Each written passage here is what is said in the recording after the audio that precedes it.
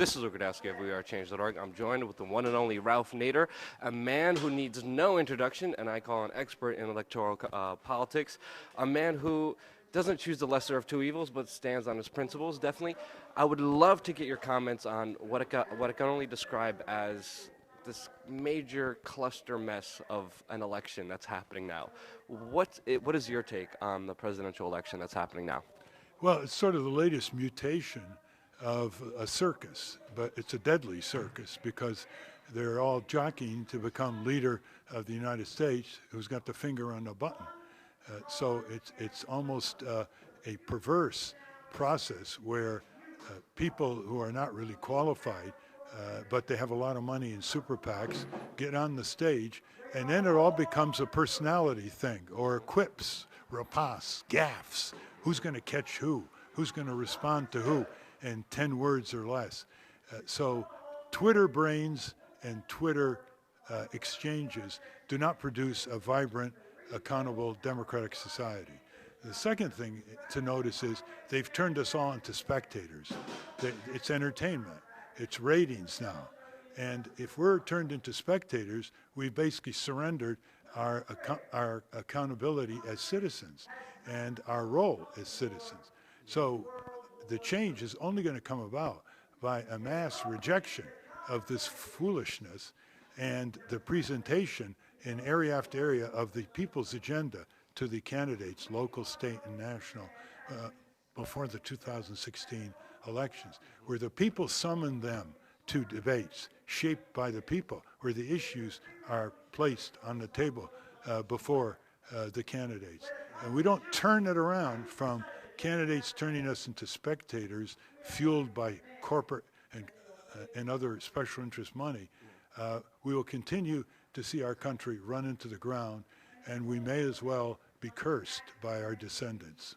Very well said. There's so much money, and if you've been just looking into politics in the elections, there's so many lies and so much manipulation, and they never come true with any candidate, with what they say and what they implement. It's the same policy just being implemented over and over again. I was wondering, since Trump is such an oddity compared to all these other elections, what do you think of Donald Trump? Well, he's shaking up the system, which is good, because some things will fall out well, some things may not, but otherwise, you know, they were going to anoint another Bush with a right-wing vice president, beholden, both of them, to Wall Street and the corporate state. However, people are talking so much about Trump. Why don't they talk as much about Bernie Sanders? Bernie Sanders is getting bigger crowds around the country than Trump, and he doesn't have a vanguard to hustle up the crowds the way Trump does. And he is reflecting majority opinion. When he calls for full Medicare with free choice of doctor in the hospital, that's a more efficient, humane system. That's majority supported. He calls for a higher minimum wage that's inflation gutted. Tens of millions of people support that, whether they're conservative or liberal. He calls for cutting down on the war budget. A lot of people think that that money should rebuild and repair America. He's calling for a big public works program. He's calling for control of skyrocketing drug prices, changing the corporate tax system. And he's getting huge audiences. So let's get more questions about Bernie Sanders and fewer questions about Donald Trump. Yeah. It is very interesting, because I was going to ask you, what do you think about Bernie Sanders next, but you pretty much just answered that question. It is interesting to see these two kind of outsiders kind of do make a big wave. You see Donald Trump saying, I'm not going to take any money. You see Bernie Sanders saying something that a politician would never say 4 years ago. Do you think this is a changing political landscape that we're all, seeing right now, with these two kind of outsiders kind of front-running everything?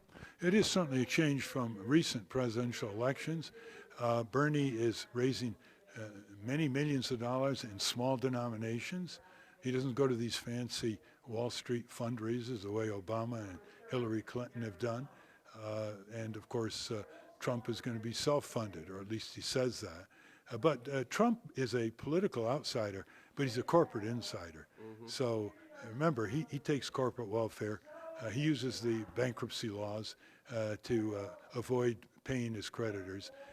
He's saying some critical things of hedge funds, which are good, critical things of Wall Street fat cats padding their own executive compensation, and he's saying some good things about, inadvertently, about why do you think we pay these politicians all this money?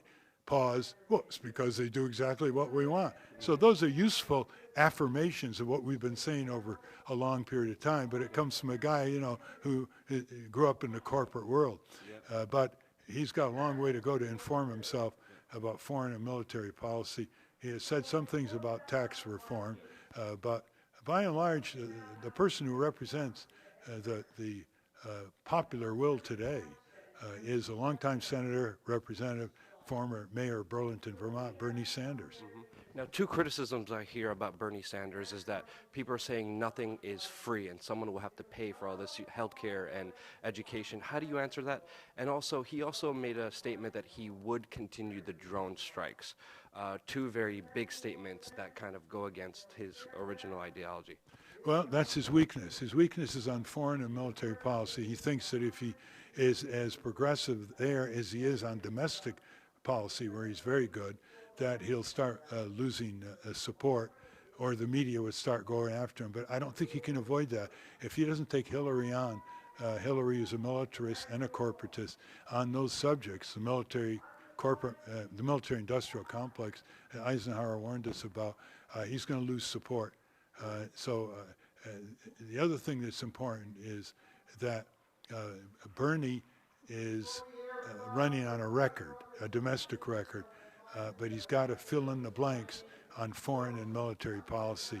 And he can't escape that, because if he is going to find the money for his public works projects, trillions of dollars, it's got to come from cutting the military budget. If he's going to have free tuition, it's going to come from his proposed good Wall Street transaction tax. So he's got to get a balance between his great record on domestic issues and opening up a progressive foreign policy where brute force is not the first option, because it's boomeranging on us, and all empires eventually devour themselves, and in the process they damage themselves long before they devour themselves. Very great talking points. Thank you so much. Is there anything else you want to say about the upcoming election? Yes, that it's easier than we think to turn it around if just 1% of the voters would organize in their living rooms and present their own agendas and get it on the internet and network other living room groups all over the country. You'd be surprised at the dynamics. Why? Because that 1% is representing a majority public opinion. And as Abraham Lincoln once said, with public sentiment, you can do anything. Without public sentiment, you can't do much of anything at all. And there's a huge left-right alliance in this country that has not been publicized on many major redirections in this country, including healthcare, civil liberties, against crony capitalism, Main Street interests before Wall Street, corporate tax reform, rights of privacy, and challenging empire and its boomerang on American people. The link to Ralph's website will be in the description below. Thank you so much for your great analysis. Really appreciate your time. That was really great. Thank you.